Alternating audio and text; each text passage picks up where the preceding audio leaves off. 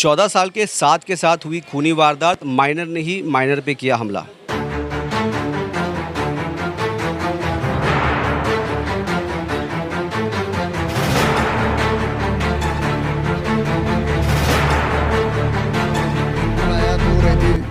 खबर रो रहे थे कि बोले उसको बहुत ज़्यादा मार दिया, हॉस्पिटल में उसको लेके गए। पहले उसको शताब्दी में लेके गए, शताब्दी में उसको बोल दी जाता उसकी कंडीशन ख़राब थी, तो उसको साइन हॉस्पिटल से पूछे कि क्या हुआ था तुमको, यानी किसको मारा। तो बोले मैंने तलवार से एक को मार दिया।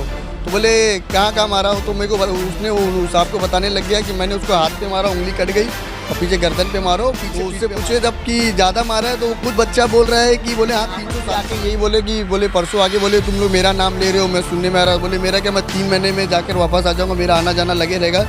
लेकिन इसके बाद ये तुम लोग सोच लेना, तुम लोग अपना देख लेना। पेपर का टाइम था, अभी 18 तारीख से उसका एग्ज़ाम था, वो एग्ज़ाम देने के लायक नहीं है, वो एग्ज़ाम दे नहीं। पहले अगर हम लोग आते थे ना तो हम लोग को डर नहीं लगता। अब तो अगर मैं 2 बजे 1 बजे 1:30 बजे रात को अगर आ जाओ तो मुझे डर महसूस होता है।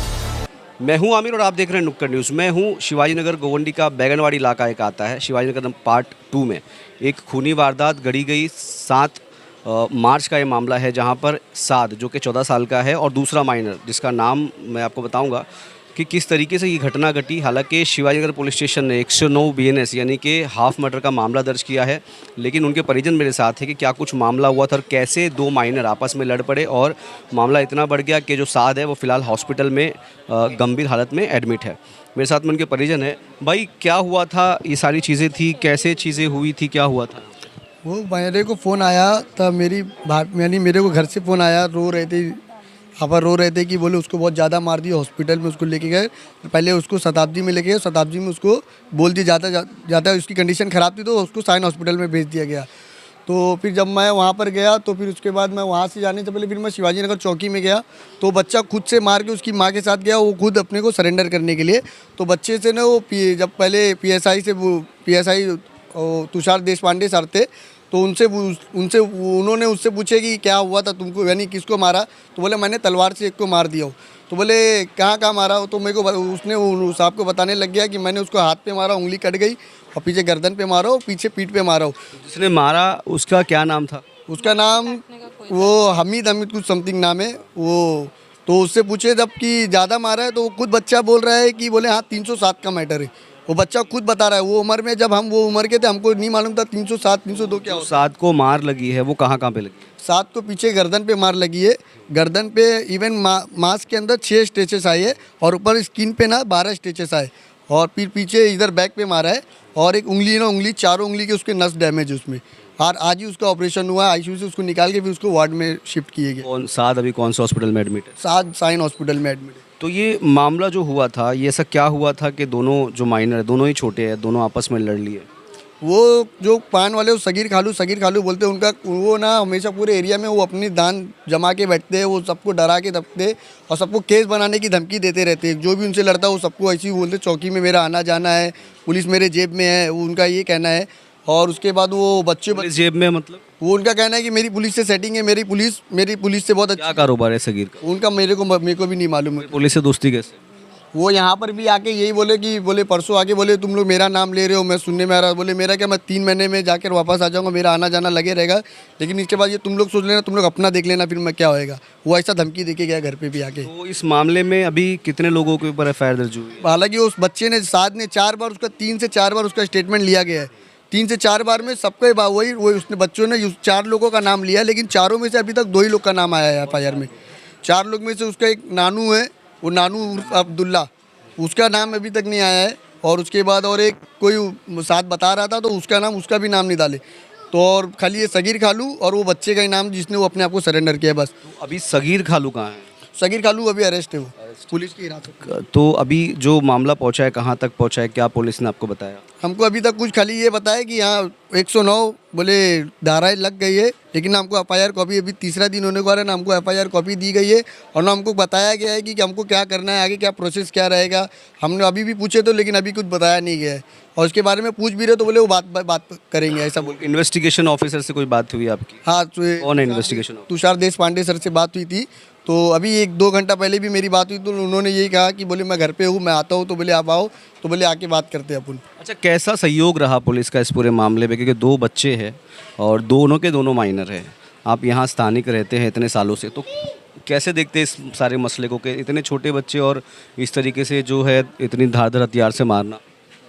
ऐसा तो हम लोग के साथ कभी हुआ ही नहीं है। अभी मैं आपको क्या इसके बारे में बताऊं, मेरा खुद ही कुछ अब दिमाग, मुझे बात करना मतलब अब मेरा दिमाग ही नहीं कुछ ऐसा हो रहा है जो मैं आपको भी।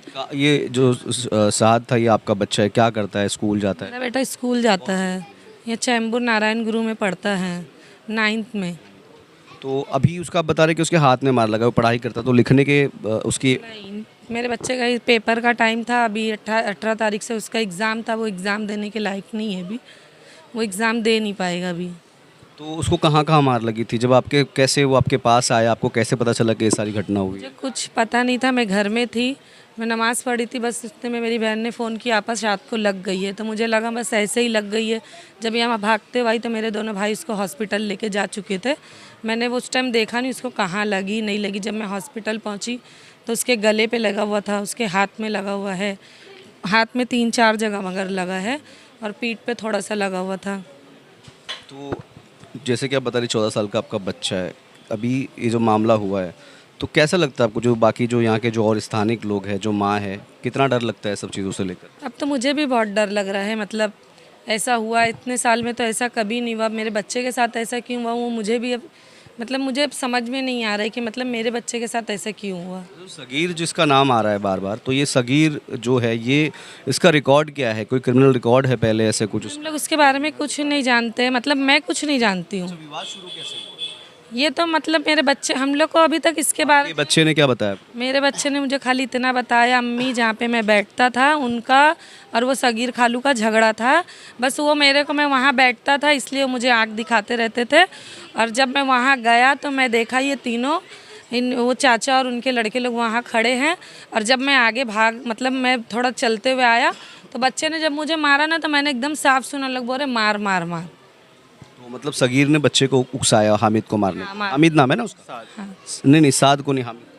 उसका नाम एक्चुअली मुझे पता नहीं है उतना क्या है, मतलब क्योंकि हम लोग का उधर आना जाना नहीं है, 14 नंबर रोड का वाक़या है। अच्छा, इसके अंदर को नशे से रिलेटेड कोई मामला? नहीं नहीं, इसके अंदर वो ना वो बच्चा नशा करता है ना मेरा बच्चा नशा करता है, उसको उकसा के बस कराया गया ऐसा। तो वो बच्चे से जैसे हामिद जो आप बता रहे हैं कि आपका जो बेटा साथ था, इनकी दोस्ती के बारे में आपको पता था? नहीं, ना मेरे बेटे की उससे दोस्ती है ना उससे कोई दुश्मनी है, ना मेरे बेटे का इन लोग से कोई मतलब लेना देना मतलब था ही नहीं। अब ये बच्चे ने मेरे बेटे को क्यों मारा या वो सगीर चाचा ने उसको क्यों मारा, ये तक अभी तक हम लोग मतलब पुलिस इन्वेस्टिगेशन हुई होगी, पुलिस ने आपको शुरुआती जांच बताई? नहीं, अभी तक हम लोग को पुलिस ने कुछ नहीं बताया कि मतलब क्या हुआ था, इन लोग ने मरवाए कि क्या किए।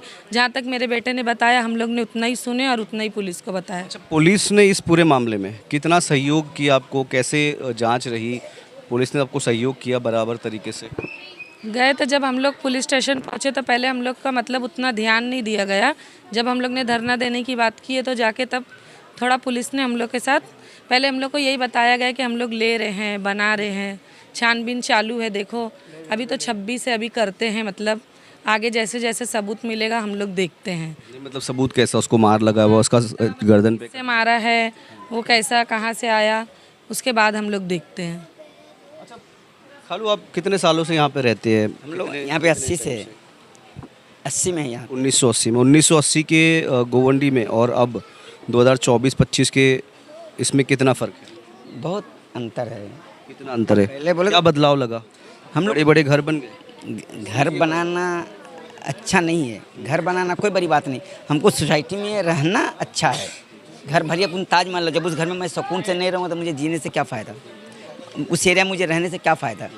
मेरा तो पहले पतरे का घर अच्छा था ना कि मैं सुकून से सो जाता था, लेकिन आज मैं क्या मार वजह लगती है आपको कि इस तरीके से जो इतनी दुश्मनी बढ़ गई? क्योंकि सब लोग पुराने ही रहने वाले अगर है तो फिर क्या वजह हो गई कि दुश्मनी इतनी हो गई कि कोई किसी की जान लेने तक का तुल जाता है? तो ये है कि आजकल जो पहले की जो गरीबी थी वो बेहतर। आज के लिए मेरी हम का दावा है, ये हम का दावा है, मैं बड़ा तो आप बड़े, वो बड़ा तो बड़ा, मतलब एक दूसरे का रिलेशन नहीं जमता है। मैंपन वाला काम। हाँ, आप मुझे सलाम करो, मैं आपको सलाम नहीं करूँ। पहले कैसा था, भले छोटे तबके में थे, एक दूसरे से रिलेशन था। इतने साल से अब 1980 से बता रहे अब कितना डर लगता है इस इलाके में रहने के? पहले अगर हम लोग आते थे ना तो हम लोग को डर नहीं लगता। अब तो अगर मैं 2 बजे, 1 बजे, 1:30 बजे रात को अगर आ जाऊँ तो मुझे डर महसूस होता है। इस वारदात को कैसे देखते हैं आप? इस इलाके की जो जैसे गोवंडी है, यहाँ पे वारदात हो रही है लगातार, मामले ऐसे हो रहे हैं, कभी रेप का, कभी कैसे देखते हैं सारी चीज़ों को? मुझे तो ये एकदम गंदा लगता है, मुझे बहुत गंदा माहौल है ये। तो आप शिफ्ट क्यों नहीं जाते यहाँ से? अब नहीं जाते हैं तो वो मेरी कमजोरी है, मेरे उतने हालात अच्छे नहीं है कि मैं यहाँ से निकल जाऊँ तो मैं दूसरी सोसाइटी में पल सकता हूँ, वहाँ मेरा खाने का भी, मेरा रहने का, मेरा कारोबार संभल सकता है। ये कुछ मेरी हालात ऐसे ख़राब है। अच्छा, ये साथ के डैडी क्या करते हैं? साथ के डैडी का जरी का कारोबार है उनका, वो इंपोर्ट एक्सपोर्ट का कारोबार है उनका। और वो भी बहुत सीधे साधे हैं, वो भी बाहर की दुनिया समझ लो कभी देखते ही नहीं। वो अपने काम से आके वापस घर पे से आके अपने काम पे। जिस लड़के ने मारा वो क्या करता था जॉब? वो लड़के का वो भी अभी स्कूल ही पढ़ता है। वो कौन सी स्कूल में? वो पता नहीं है अपने को भी। तो ये धंधा है। मच्छी का धंधा। तो ये गोवंडी के रोड नंबर 14 की वारदात है। 7 तारीख को शाम के वक्त जो है 2 माइनर आपस में लड़ लेते हैं और फिर जो एक माइनर होता है जिसकी उम्र 16 साल की बताई जा रही है, उसने साद को कोयता लेकर के बताया जा रहा है कि इस तरीके से मारा कि उसे गर्दन पे स्टिचेस आ गए और हाथ की उंगलियां कट गई। हालांकि वो स्टूडेंट था और दोनों ही स्टूडेंट थे, लेकिन ये मामला इस तरीके से गर्मा गया कि आपस में एक दूसरे का खून करने पर उतारू हो गया। हालांकि इस पूरे मामले पे शिवाजी नगर पुलिस स्टेशन ने 307 यानी कि जो अभी की धारा है 109 BNS के तहत हाफ मर्डर का मामला दर्ज किया और इस मामले में 2 लोग अरेस्ट है। लेकिन ये सवाल बार बार एक ही सवाल उठता है कि किस तरीके से जो है क्राइम कभी एक एज पे आने के बाद लोग करते थे, लेकिन आज गोवंडी की स्थिति और इस तरीके से हो गई है कि लोग जो इतनी सी उम्र में कोयते जैसे जो डेंजर चीज़ें हैं वो उठा करके एक दूसरे को मारने के लिए पहुंच रहे। तो कहीं ना कहीं सवाल ये उठता है कि क्या पुलिस जो प्रशासन है, मुंबई पुलिस का खौफ गोवंडी शिवाजी नगर के लोगों के बीच में है क्या नहीं? क्योंकि हमने इसके पहले देखा कि कुछ वक्त पहले ही 1 तारीख या 2 तारीख के करीब में जो है जाकिर हुसैन नगर में भी, वहाँ पर भी एक बच्चे की हत्या हो गई थी, उसमें भी मर्डर का मामला देवनार पुलिस स्टेशन में दर्ज हुआ। तो ये लगातार जो इस तरीके से जो मामले दर्ज होते जा रहे हैं, मर्डर और इसके 307 जैसे मामले दर्ज हो रहे हैं, तो ये कितना गंभीर विषय है कि मुंबई पुलिस को बहुत सख्ती से इस इलाके में ध्यान देने की ज़रूरत है। हालांकि मुंबई पुलिस सक्षम है और बहुत अच्छा काम करती है, लेकिन उसके बाद भी इस इलाके में खास करके शिवाजी नगर गोवंडी के आसपास के इलाकों में बहुत ज़्यादा सख्ती की ज़रूरत है। मुंबई पुलिस कमिश्नर विवेक फंसलकर और special commissioner Deven Bharti sir से मेरी रिक्वेस्ट है कि इस इलाके को खास करके ध्यान दिया जाए, क्योंकि यहाँ के जो लोग हैं, यहाँ के जो निवासी हैं, वो शायद अब पुलिस का डर नहीं रखते। मैं आमिर खान, नुक्कड़ न्यूज़, गोवंडी।